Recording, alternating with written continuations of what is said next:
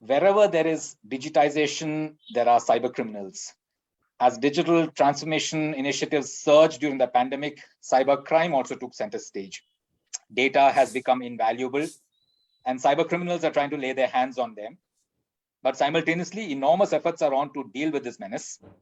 Companies are innovating on technology to make data more secure. Organizations around the world are sharing information quickly to contain cybercrime. And a lot of effort is going into creating the talent necessary to take on cybercrime. These are what we will discuss today. So welcome to this Times Techies webinar. I am Sujit John, and I have with me my colleague Shilpa Fadnis. The two of us will moderate the discussion, which we are having in association with Fortinet, the global cybersecurity solutions company. We have 5 distinguished and seasoned professionals on the panel. We have with us Mr. Narendra Gangavarapu.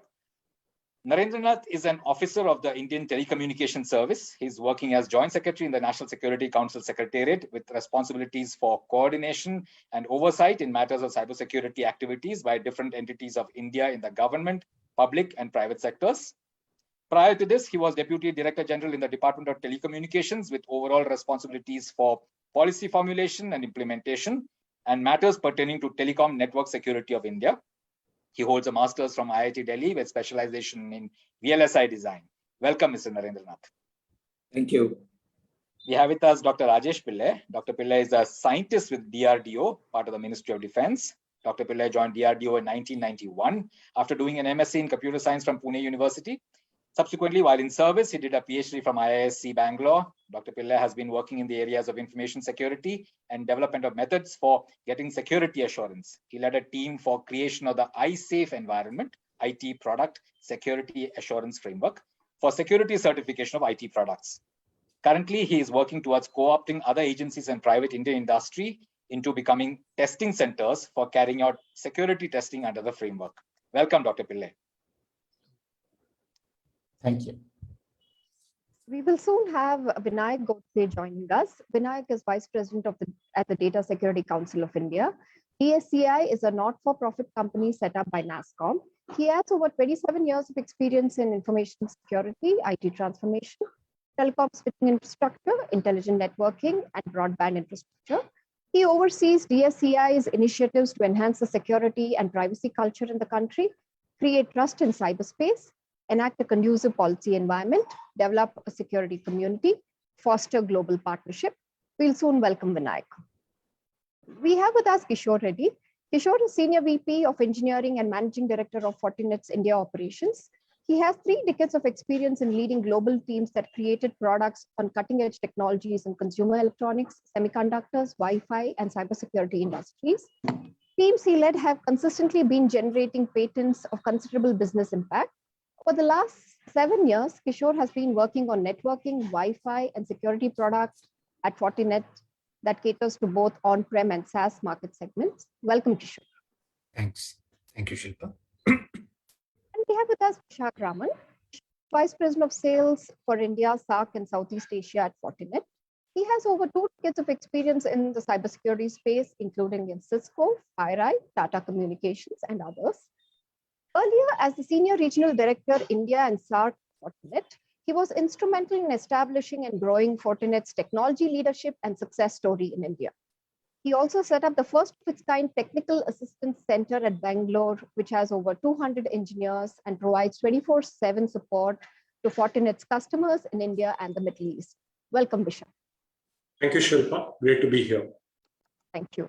Those of you who are doing this can send in questions through the Facebook comment box. Sujit and I will put them to Mr. Narendra Nath, Dr. Pillai, Vinayak, Kishore, and Vishak. Vishak, let me come to you first.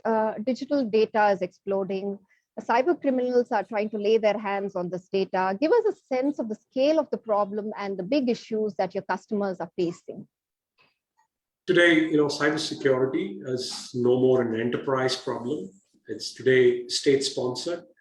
Ransomware is taken up big heights. It's no more 40 bitcoins of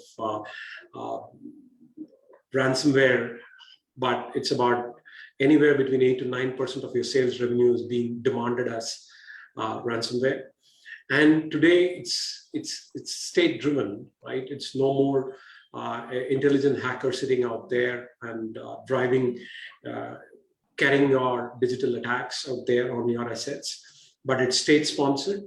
And today the groups and the adversaries are collaborating, and today cybercrime as a service is a reality. And pandemic is actually accelerated, and accelerated both on digitization and as well as we've seen tremendous amount of increase in cybercrime. So the problem what we have is during pandemic, the assets, the digital assets have expanded, not just the network, it's expanded to endpoints because we saw a huge surge on work from home, on hybrid workplace. And we also saw adoption of cloud, and we also saw application spreading beyond your traditional data center. So we saw these four key pillars of digital assets: network, cloud, endpoint, and applications expanding phenomenally high during the pandemic. And so far, the attack surface is actually expanded. So today, organizations are fighting it out to get visibility across these four pillars of digital assets, and also getting control and getting to support their business, right? End of the day, this is what the challenge, what organizations are actually facing. We'll come to more of that, the kind of solutions that are emerging from companies like yours a little later. But before that, Mr. Narendra Nath, as Vishak said, state-sponsored and people are collaborating. Give us an idea. I mean, India is always in any of these surveys that we see, India is always among the top ones that are being attacked and all that. What is your sense, and what are we doing to counter that? Yeah, I think he set the tone when he talked about the explosion in the attacks, especially during the pandemic, explosion in the networks, explosion in the usage of ICT infrastructure. We are, one of the top 3 most attacked nations in the world, and there are a lot of measures that are being taken. And it is not only that, we're taking at the level of the government, it's also that in the private sector also there's a lot of work that's happening. But having said that, it's a work in progress. There's not much more that's required to be done. One of the things, he mentioned the ransomware, for example. Ransomware, we see that ransomware has, a more, it's not that just they're asking for money nowadays, just, encrypting the files and asking for money and bitcoins. There are also threats of exfiltration of data. I mean, they would actually be persistent in your systems, exfiltrate data, and then, threaten you with exposing the data to the rest of the world. It's not only encryption of your systems and disruption, but that's also something that's come about. So ransomware as a mechanism for disruption has, expanded tremendously. Globally, there's an initiative, as the Global Ransomware Initiative, that's been taken about. More than 30 countries are part of that initiative, and India is also part of that initiative. So, and within the country also, there's a task force that's been set up for ransomware, where the Ministry of Home Affairs has set up a task force for addressing the problem of ransomware. So that way, yes. So there are multiple dimensions to it when you look at cybersecurity. And one of the main very important part is the capacity development that has to happen. And as I say, if you have the right people in the right places, and I keep saying this everywhere, everything else is taken care of. Whether you talk in terms of process, whether you talk in terms of money having the place, and whether you talk in terms of implementing solutions, you will find having the right people in the right places is the most important part. So the capacity building is an important part, and especially we have actually taken up with the national NCIPC, National Critical Information Infrastructure Protection Center, for addressing this issue. And they, along with UCI, are working on a framework for accreditation of training organizations and consulting organizations, and then certification of professionals, coming up with a framework for that. And that's a work that's in a very advanced stage of work. I would say that the second meeting of the steering committee that is there, we had it today, just today morning. So this is work in progress. So that seeks to address a very important component of fighting the battle of cybersecurity. So when you look at the dimension of cybercrime, which affects the individual citizens, you will find that the I4C, the Indian Cybercrime Coordination Center, has been created in MHA, and it has got different verticals under that, which deals with forensics. There again is capacity building and awareness that comes about. So that's a platform that's been created, especially where crime is a state subject in the country. About centralized acquisition of cybercrime data from individuals, they can report it, and then sending it to respective states for the mitigation that has to happen. So with these preliminary remarks, I think I'll hand it over. So you're saying that certification and training and all that, you will be in a better position to have the right people at the right places, is what you're saying, is it? Yeah. So this is an initiative, especially for the critical information infrastructure that we talked about. But there's a national, NASCOM also has taken an initiative for the skills training. And one of the areas they're working on is in the cybersecurity. Okay, just a clarification that what did you say? Exfiltration of data, is it? What do these ransomware guys threaten you with? No, earlier, you used to find that they used to encrypt the data and then they used to ask, we'll give you a key. Now, once you have access to the system, it's not necessary only to encrypt the data. They could actually exfiltrate the data and then say that I'm going to put it out in the dark web or publish it. Okay. And they can threaten you with that. Threaten you with that. You pay you pay the money and then I'm not going to do it. Okay. But in return, they want basically some money, either money, bitcoins. Okay. Government also frequently attacked now. What's your sense? You want to say that governmental organizations and all that, government infrastructure. Yeah, see, it's across the spectrum that you have attacks that happen. But one thing good is, what they've created a good institutional mechanism, like CERTN is there and CIPC is there. And there's a maturity of the individual enterprises also and government organizations that has happened over the last few years that helps in detecting these attacks. Attacks happen on a continuous matter. And, they have to be successful only once, as they say. They might try 100 times and be successful. You might prevent it 99 times, but still, you could get compromised one time. But we are in a better position, I feel, since the last few years in detecting these attacks, and then taking corrective measures. Okay. Dr. Pillai, coming to you, just before the discussion started, we were discussing the point about devices. You have been very focused on ensuring security of the devices that come in and all that. Tell us a little about your work and what kind of progress have you made? Okay, thanks for asking that question. See, working for DRDO, our focus is mostly defense as a user. So what gets deployed, we would like to be very sure that it is trustworthy. So verifying that it does exactly what it is supposed to do and nothing else, in spite of somebody trying to disrupt, that is basically what we are interested in.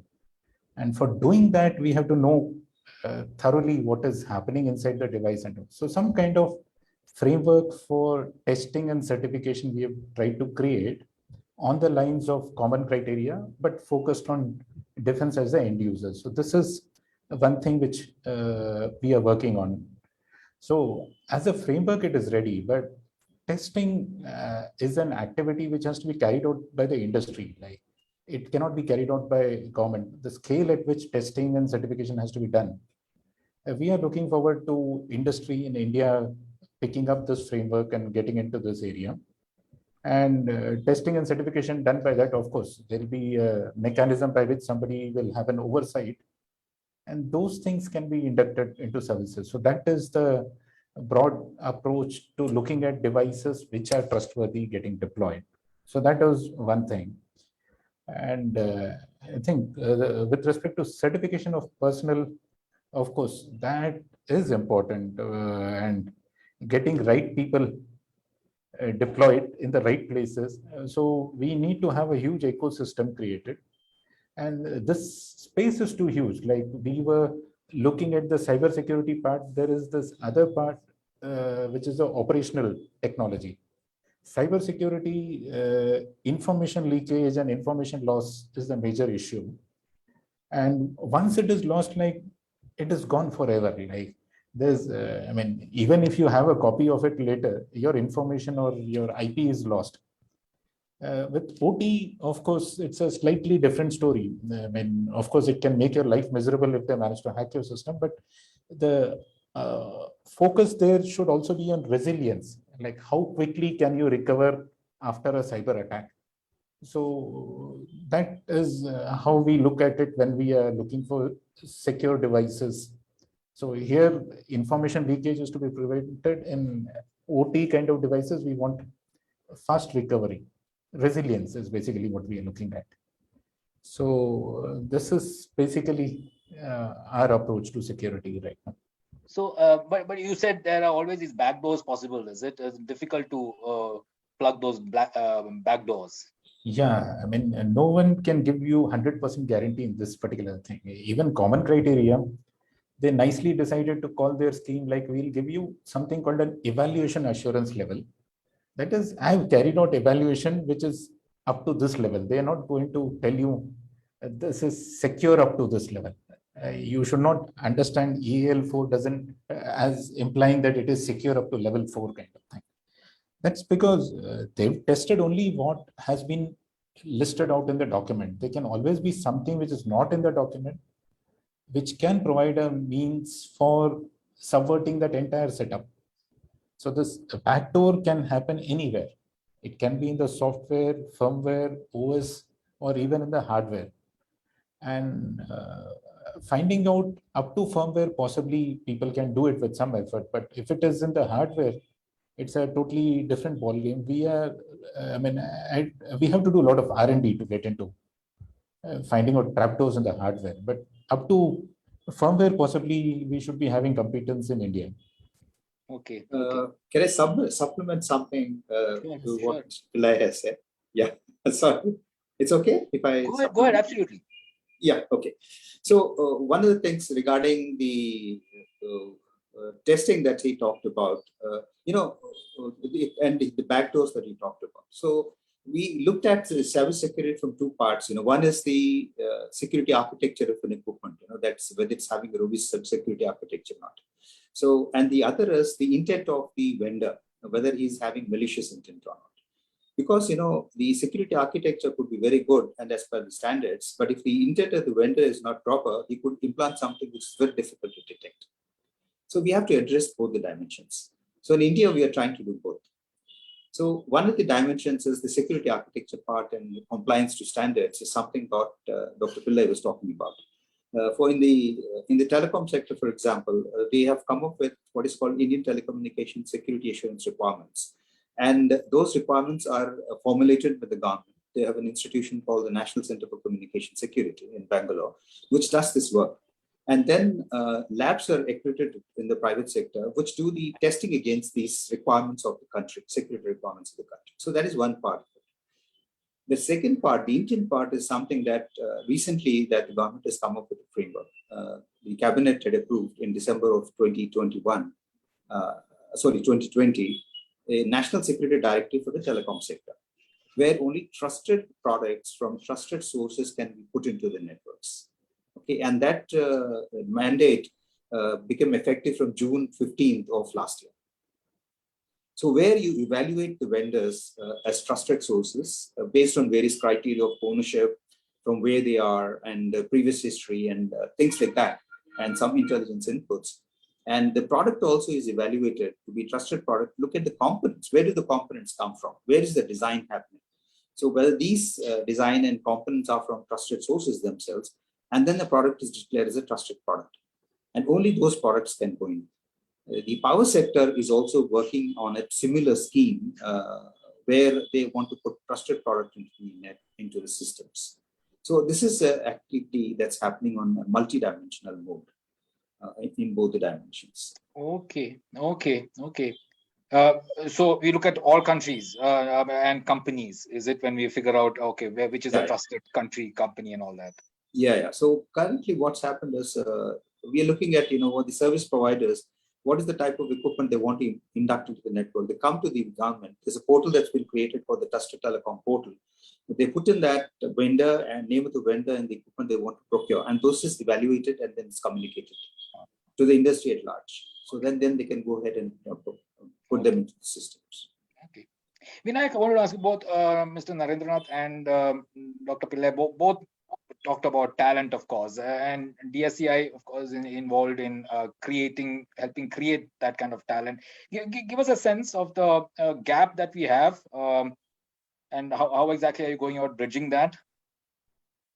Yeah, so this gap we have to see from the different perspectives. So one is there are 6-7 different type of industry, right? And one of the important thing out of this is a user industry or somebody who is trying to protect their infrastructure. So that involves a lot of those user companies as well as the government defense sector as well, who is consuming security basically. So there's definitely especially private sector and the heavy regulated sector like a banking sector. I think in terms of finding people and creating that requirement that you need to have people for security has been largely sorted out. In government sector as well, the government has been taking quite significant effort in terms of making sure that every government significant organization should have CISO function and there should be some security organization carried out of it. Defense sector is definitely for various different requirements have been looking at that. But we also see from the skills perspective, we also see from other side basically. One is certainly the market that we have, right? So the market is from India, we also serve the global market, right? So we have to just see from the 2-3 perspective. One is the services industry, which is offering the services to the global geographies, and they should have the skill to make sure that the cybersecurity industry also grows. So we also look at the opportunity side of cybersecurity. So that's the key important part. There are a lot of GCCs, the global companies, right? Like big banks and retail organizations, and so many organizations have been setting their cybersecurity operations here. So they also see India as a location where they can hire the skill and probably bring a lot of those services plus engineering operation to India basically. So that's the third thing. The fourth one important part here is there are a lot of those technology companies, including Fortinet and RSAs and Palo Altos. They have been also looking at India as a location to develop, do the R&D and develop product as well. So a lot of product engineering development happens out of India. And then consulting companies have been also getting a lot of those kind of security consulting plus services job. So when you look at the security scale, these are the 6-7 different type of the companies which have been consuming security skills which have been developed. And this security as a domain and area is such that it's always, until now, it's always a lateral skill. Means all of us are in security. All of us are in security. We have done something different, and after some time, after maturing in some technology area for an application security, I would have come after doing application development as an effort basically. I would have done network and then I would have come to network security. So until now it was more lateral skill, and that's why we were finding it difficult to find the skill. But now increasingly there have been a lot of investment has been made to make engineer itself in cybersecurity. So a lot of BTech, MTech courses coming in cybersecurity courses, that's formal education. And at a larger level, NASSCOM Sector Skill Council level, there is a specific attention that we are giving for cybersecurity skill. And also the future skill is also now significantly looking at the cybersecurity skill. But these are still, we are talking about still like a entry level, mid-size level, and there are a lot of global certification in this area. But increasingly, we are also focusing on a strategy level certification as well. So we as a DSA have been setting up now some courses, some certification program for CIOs, CISOs to develop a leadership skills in cybersecurity space actually. So the spectrum is large and we need multi-dimensional effort for this. And we have been also keeping track of how many education institutions in India and our count says almost 184 universities and colleges have now until now developed some BTech or MTech specialization course in cybersecurity space. And also tracking all other effort being put in for cybersecurity skill building. Okay, very interesting. So large skill base being sought to be built. Kishore, you are the one hiring all these people. Give us a sense of the kind of work that companies like yours are doing in technology to counter the kind of threats we are seeing today. Kishore, you're muted. Huh? Yeah. So basically, like Dr. Pillai told and Mr. Narendranath told, there are a lot of attack surfaces basically. So what started as network security many years back has grown into at some point adding antivirus kind of modules, then application security, edge security, computing is going to edge.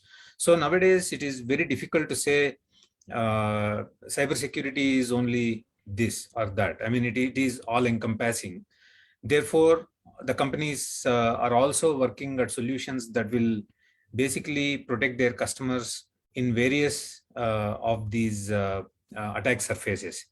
Likewise, at Fortinet, we have 2 development centers in India, one in Bangalore, one in Pune.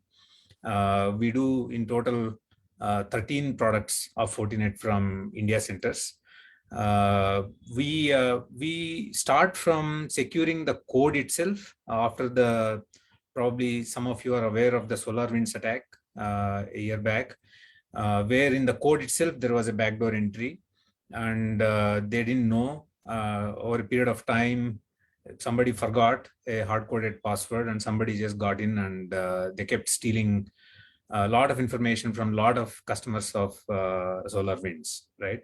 And then once it was found, of course, it was quickly addressed by the industry, but by then probably some damage was done. Like Vishak already mentioned about the state-sponsored actors, when they are flooding and attacking, we have to start from the very basics, that is the code part. So at Fortinet, we do believe that we have to start securing the DevOps. So we have a lot of expertise in India where we scan the code, find out the vulnerabilities inside the code, look for those signatures which are malicious, and address it at the code level.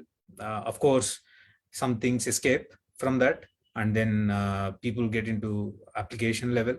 Once this code is running somewhere as an application, we also have got problems because of some cross-site scripting that is left open, some other backdoor entry that is left open, or some other kinds of signatures that can be used, or some hard-coded certificates that are sitting in the code. So we also have products which are deep into fuzzing and doing penetration testing. So starting from code all the way to the application testing, we have got expertise. We also have got expertise in cloud and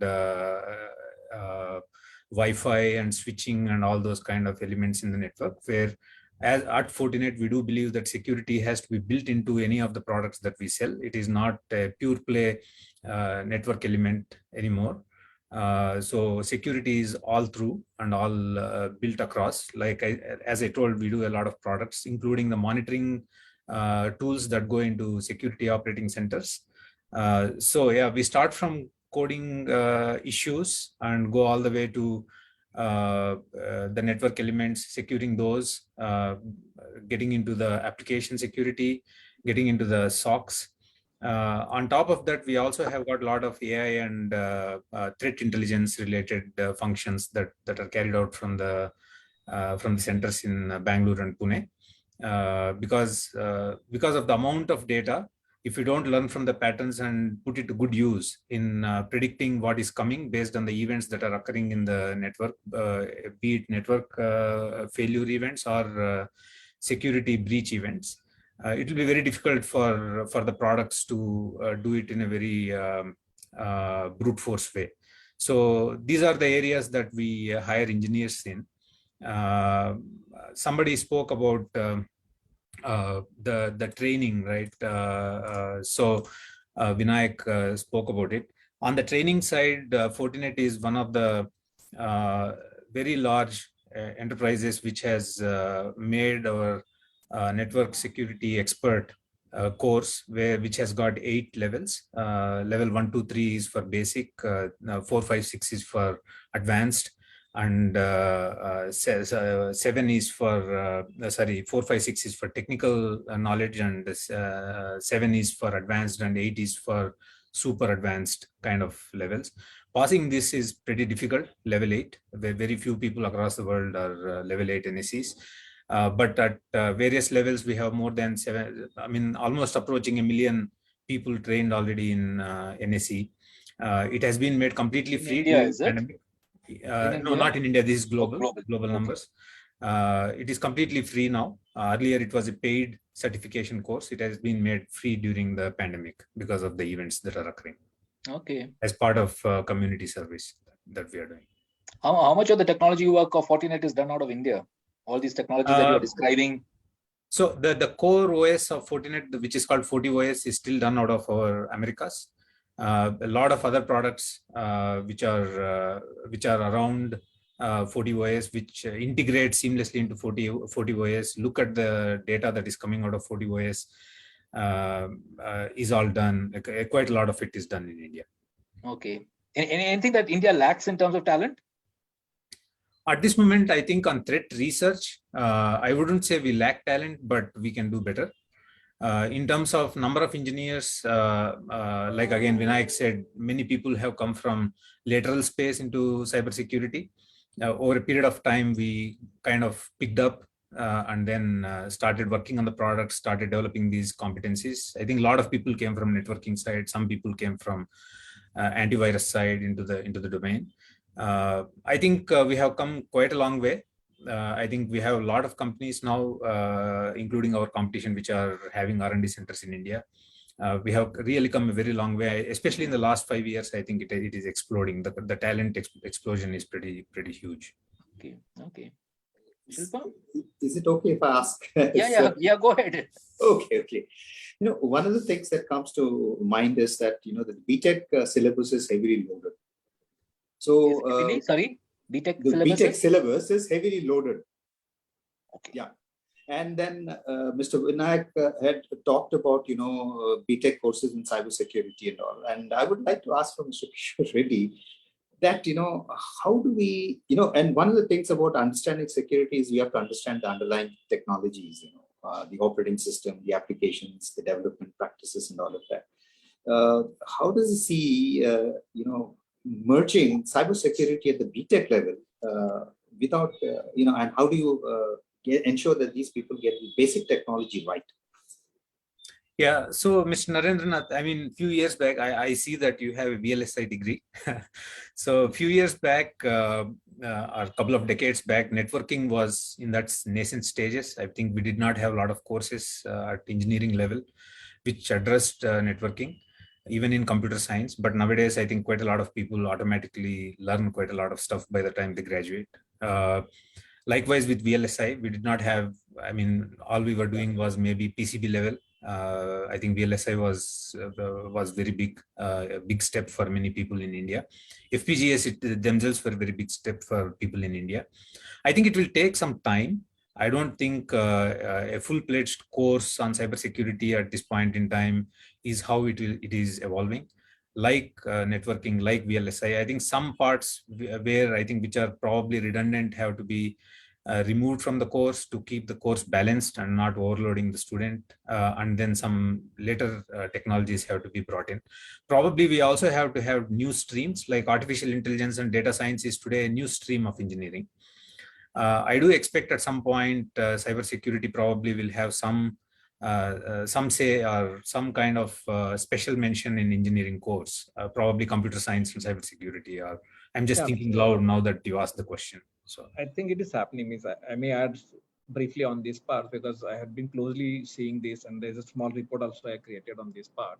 What is happening? I'm seeing this very interesting trend. Right? There are a lot of students which are not really interested in coding basically, right? So usually they opt for networking, they opt for cloud, they opt for the security. And now, until now, they had network and probably to certain extent cloud, but now cybersecurity is giving good alternate for them basically. So most of the colleges I'm working with, so they have been telling me that those who are not really into coding, they usually opt for cybersecurity as an alternate basically. And some colleges even started doing cybersecurity from secondary itself. So I have a list of the colleges which have been doing such kind of practices. Okay. So here, a little supplemental information I would like to give. One is, I would like to bring to the notice of everybody. Of course, Mr. Godse is aware of it, the Information Security Education Awareness Program for the Ministry of Electronics and Information Technology. That's a program that's seeking to address in 3 dimensions. One is, the awareness part, so that school children have awareness of cybersecurity. So they're teaching the teachers about cybersecurity so that it's imparted to the school students. That's one part. The second is within the government to improve cybersecurity skills of government officers. And the third is the cybersecurity programs at the MTech and the PhD level, postdoctoral research. in cybersecurity. That's the ISCA program seeks to address that. As we speak now, there's a national cyber exercise that's happening, and DSCI is very much involved in that exercise. NSCS and DSCI has done that, and more than 150 personnel from across the government, different organizations of the government, and even from the service sector industry are participating in the cyber exercise, where they seek to understand how to get a handle on the incidents and how to handle incidents, red teaming, blue teaming, all of that is happening. And that's a 2-week program that's currently on and then end on 29th of this month. So this is something that I want to bring to your notice. Fascinating. Shilpa? Shilpa, you're mute. No, we can't hear you. No, again, some issues. Hello. No, okay. No, Shilpa, we can't hear you much. Okay. Yeah, now I think. Oh, okay. So, No. yeah, Fortinet brings out the threat intelligence sharing report. You share with WEF, NATO, Interpol, CERT around the world. If you can talk about, what are some of the sharing protocols? How is the threat landscape evolving? It's so dynamic. If you can throw some light on that. Sure. Let me, am I audible now? Yeah, you're audible. So if you look at it, we started FortiGuard Labs way back in 2003, 2004. It's evolved cybersecurity labs, and we think foundationally products is a mechanism to implement an intelligence-led. So the future is going to be who has the best intelligence to prevent an attack. And I would go to next and saying, how do you predict an attack at the brewing stage, right? So we've been taking the ownership of collaborating in terms of setting up partnerships with CERTs across the globe, and we in fact partnered with NATO and Interpol, and Fortinet belongs to Interpol ICGEG, which is the global expert group, where we work with FBI to help counter cybercrime and cyber terrorism, right? And several of our investigations where we assisted Interpol in especially cybercrime targeting the ASEAN region. So FortiGuard Labs played a very important role.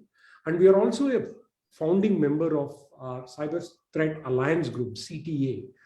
And CTA is grown big today in terms of sharing cyber threat intelligence. And we have our competitors as partners out there as well. So we think the world is moving towards a collaborative approach. And recently, we've also been a founding member for multiple initiatives at World Economic Forum. And we are partners for Center for Cybersecurity at the World Economic Forum as well. So it's not vendor A and vendor B anymore. Today, it's about fighting the good fight between the bad guys, the adversaries who are very state-sponsored, and collaborating and sharing threat intelligence seamlessly back to these communities. And today, the way in which we share our threat intelligence is common forum. And today it's well as understood and well consumed by the devices, which is very intelligent. So today there is a common framework, common protocol in which you actually share your cyber threat intelligence.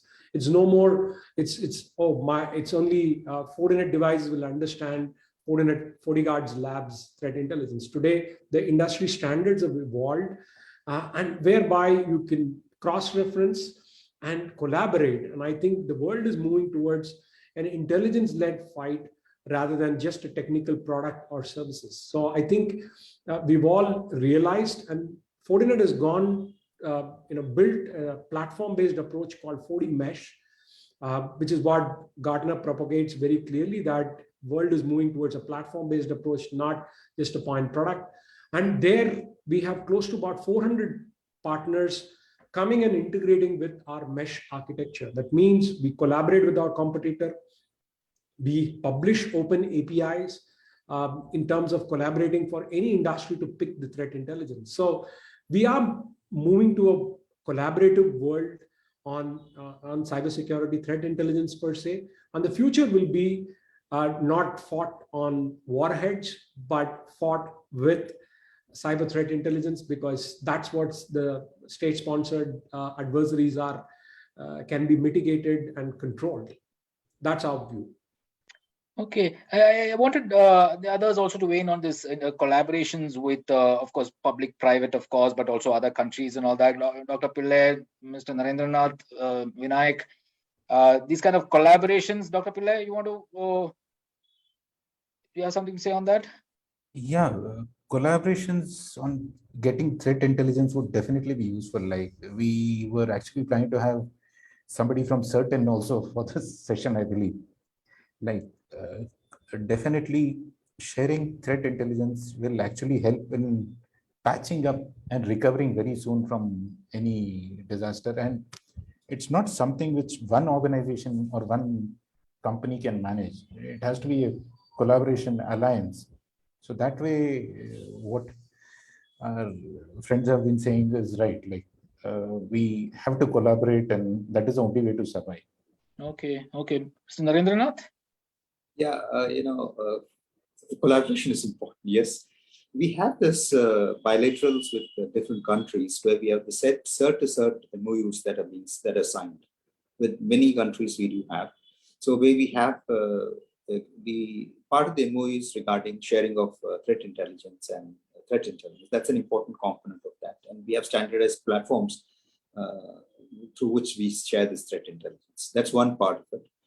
Then I also talked about this global ransomware initiative, where we have this, there's a collaboration we could take. And then we have some working groups that we form, where we're talking of network resilience and security is one aspect, public-private partnerships, disruption of ransomware networks, then illicit file handling, tracing illicit financing, and diplomacy. So these are dimensions of the global ransomware initiative that are there. So, and we also have this collaboration agreements with the private sector to see that, like, for example, there are some R&D projects that we are sponsoring, where we have problem statements that we have created, and we're looking towards with working with industry to get those solutions. Like what?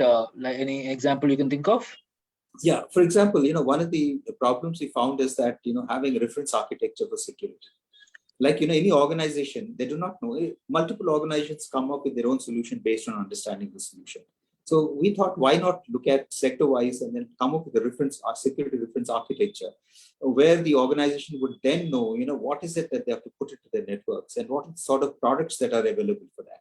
And that becomes the reference architecture for the industry. So we have actually sponsored with private sector enterprise and along with an academy and IIT to come up with a reference architecture sectorally. And we are going to, that's a project that's undergoing currently. Okay, that's similar to what Professor Kamakoti is doing in IIT Madras? Or, no. That's different. No, okay. That's so different. This is different. Yeah. Okay. We are doing it with Mrs. Persistent and IIT Bombay. Yeah, okay. So just to add to what Mr. Narendra spoke about alliances and partnership, a very recent example, FortiGuard Labs took down a group called Eminent, and where we kind of went after them. We gave the Department of the US on justice and sent a strong message in terms of giving them their tools, techniques, and procedures, and exposing them. And finally, FortiGuard Labs played a very important role in bringing down that emoted ransomware group, right? So I think it's, as all the panel members feel, it's going to be not vendor A and vendor B, but it's a collaborative approach. And on the technology side, we've seen great advancement in protocols like STIX and TAXI, whereby the products understand and share threat intelligence commonly, right? And we have live examples to showcase how FortiGuard Labs actively participated in bringing down this notorious group, Emotet. Yeah, I think that is an important part, especially for fighting cybercrime. Because like companies like Fortinet, they have this probes, or I would say that they have the products deployed across the world, and they have intelligence, they have insight into the type of attacks that are happening. And so it's important. And we are aware of some of these where the private sector has played an active role in bringing. One thing is they can understand an attack, but they don't have the powers to prosecute. And it's very important. And the law is with the government, so they have to work with the governments to actually take down. They have the intelligence and the law is with the government. So I think you have to work together. I know. Vinayak, you wanted to add something? Yeah, so I think we need to understand why collaboration is required, right? So one is the volume and velocity of things that is getting developed and deployed is increased quite phenomenal, right? And so is the underlying infrastructure that is basically helping you to really do this very high scale digitization, and which is definitely improving the way we are working with the systems, like our experience, our productivity, new possibility we are finding basically. So the volume and velocity is quite significantly increased, and entire infrastructure is becoming more complex, and not only complex, it's also becoming very unbundled. So for that matter, there are a lot of those architectures which are really becoming more and more open. There's a lot of push for the open architecture ecosystem, cloud adoption, right? So then it will be very difficult for one organization or one company or one idea to really work basically, right? So and there is something called as you need to identify what is going wrong. And in most of the million situations that you have been doing, so that millions may be going right, but one operating scenario could be creating problem for you basically. So identifying that one operating scenario which could go wrong is not a matter of one organization, one user organization, or one company basically, or one idea, one capability of security basically. Security itself is now becoming very decomposed in that sense basically. That is one. Second part is even if enforcement action, as Narendra sir talked about, enforcement is also not in hand of one company, user company, or one provider company. Yes, Fortinet has capability to take down particular group, but then probably you need legal enforcement, legal backing for that basically. So both for detection and for the enforcement, you need so many people, so many elements coming together, and that's why collaboration is important. And one of the important things which platformation talks about is so platformation is I being there helps you. Means I think probably I leverage. I mean, if there is a lot of people are working on this, I leverage from their ability, their intelligence, their capability. And while doing that, I also create experience, on which this experience I contribute back basically, where other people can leverage from that. So leverage and probably contribute back basically. So this is why the collaboration is very important, and architecturally it is coming at a technology level as well, because most of these companies are working together. But it's not only happening at technology level; it's happening with various disciplines which needs to be coming together. Policy, legal, a lot of those actions needs to be coming together. Everybody has to come together. Okay. A quick clarification, Dr. Pillai. You said you want the private sector to step into this whole certification testing. Can you clarify what exactly do you want them to do? See, the procedures or requirements in general can be laid down by the agencies, like government expert groups, or somebody can tell what is it that we are looking for the devices and product. Basically, or something like what Dr. Narendra Nath was trying to hint at. If we have a reference architecture, something like that. Now the testing agencies or the private industry is supposed to check whether the given product is compliant with this particular architecture or the standard which we are proposing to be used in this. So that is a well-defined activity. It can be done on a cost basis by a private industry, so they get their income also. Government need not get into such things, but it serves everybody's purpose. That is what I was saying. Okay. Shilpa? Yeah, we have some audience questions coming in. This one is from Jagdish Yenduri. Skill Gap in Cybersecurity Academy programs offering free training and certifications at 30 plus universities in India. Can you please share the details of free training and certifications? Kishore, I think that's for you, I think. Yeah. I'm also very keenly going to listen to this. I do not know whether the question is related to what is offered across those universities or specifically to Fortinet. Shilpa, can you please clarify? Yeah, so I think it is the Cybersecurity Academy Program offering free training and certifications across 30 plus universities in India. So they want to know the details of these free certifications and programs. Is that you, Kishore, you are offering it, or through you, No. or Vinayak was talking about it? Who was talking? That's why I'm trying to get. Yeah, it's not a Fortinet thing. It's more of a. I can add from our side. So some of the courses of this information security education awareness is also accessible to a lot of people at a free of cost, and I think you can visit the ISA website for that. That is one part. But there is a Government of India initiative of NPTEL, right? So which is like online course where most of the IIT professors have developed that, and there are a lot of cybersecurity courses available there, which you can consume those courses. That's the second thing. Third thing, the entire SSC and especially the Future Skill platform also has a lot of courses which are free of cost, and you can avail that. And apart from that, I think many companies like Fortinet has also put, as Kishore also talked about, the layer 8 layer of the certification training program that Fortinet has. It's now available free, and most of the companies gone with that way basically. So they have offered many of these courses free, and I think there are enough material which is available for you to get into one area like application security, network security, and you can really excel yourself. And I have recently seen a lot of startups also coming in this area.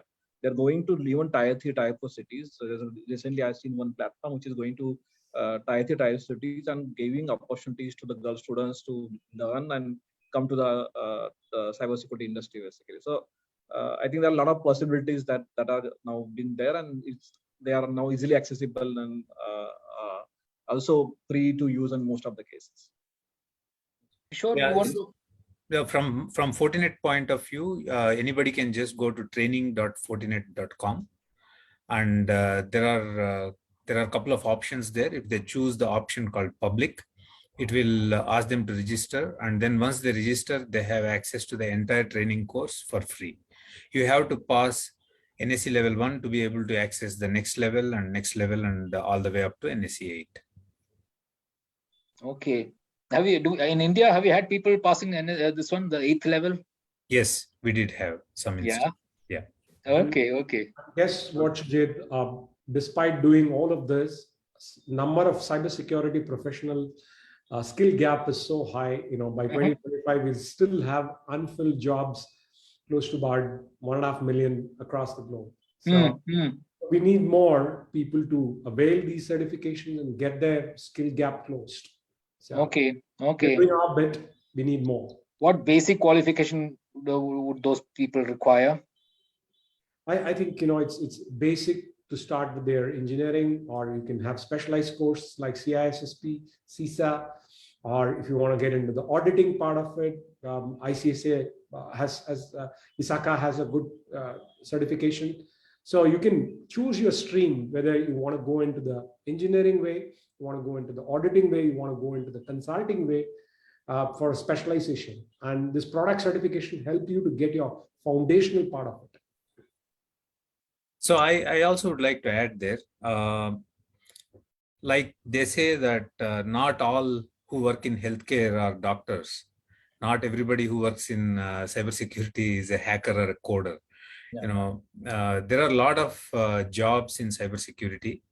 I think awareness of what can go wrong, awareness of what kind of products are available in the market, awareness of how fast this domain changes, because the bad actors are so many across the world, and all these entire dark web keep sharing information much more faster than, say, we sharing information among us, the good actors. So I think having appetite for learning something new, not being worried that this is having such an entry barrier is the key for people to get start hitting the ground running. I think like Vinayak said, there is a lot of content over there on the website. There are a lot of things that are available for free on YouTube and other places as well. Start somewhere and keep going. Many programs like CISSP are actually paid, very expensive. I think it is good to look at what is easily available, the entry barrier being less, and get going and get started. As far as qualification is concerned, I think knowing a little bit about networking helps in network security. Knowing a little bit about OWASP and things like that will help in application security. knowing a little bit about CVEs, which are all available in the public. Getting the Mitre Foundation publishes all the vulnerabilities in open source packages and stuff like that. Getting to know about that, I think once people start getting into this domain, they will learn it very fast by themselves just by using the free available resources on the internet.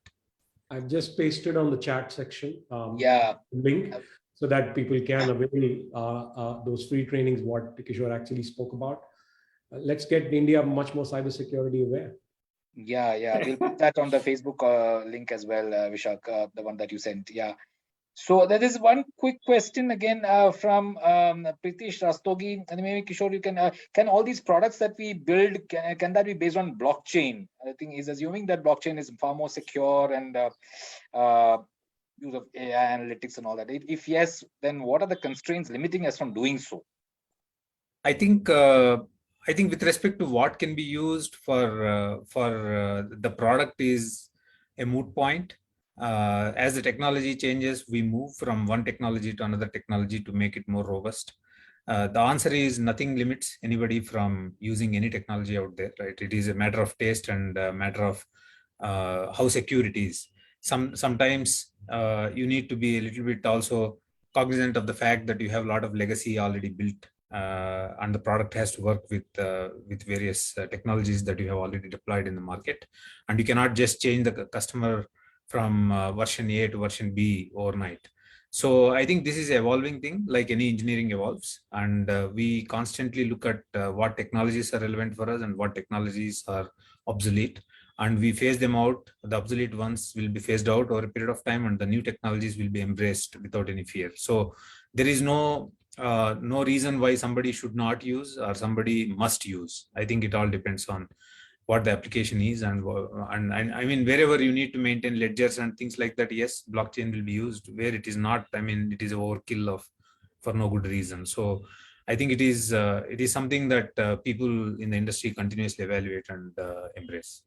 Sujit, I run a National Center of Excellence for Cybersecurity Technology and Entrepreneurship. I have 3 startups in my ecosystem which are using blockchain as a way to solve security problems, basically. Okay. And a couple of startups which are solving even privacy problems using blockchain technology. Okay. So that answers Pritish's question. Okay. And Kishore, one last. I mean, you doing a lot of you filed a lot of patents out of India, is it? Yeah. So that's a good question. Thanks for that, Sujit. Fortinet is among our competition. Fortinet holds the highest number of patents.